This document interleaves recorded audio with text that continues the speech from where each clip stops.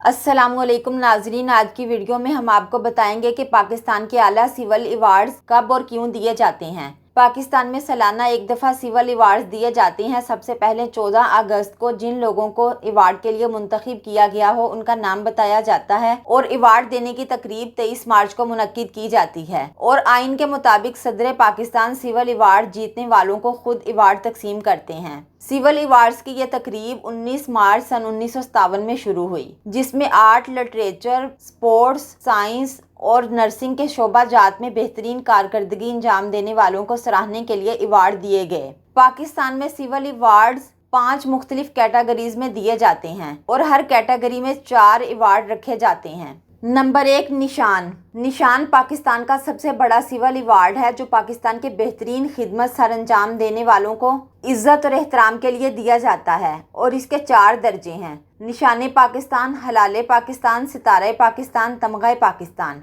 Number 2, Shujaat. निशान शुजात बहादुरी के लिए दिया जाता है और ये अवार्ड सिर्फ पाकिस्तानी शहरियत रखने वालों को दिया जाता है। इस अवार्ड के भी 4 दर्जे हैं: निशान शुजात, हलाल शुजात, सितारा शुजात, तमगा शुजात। नंबर 3, इम्तियाज।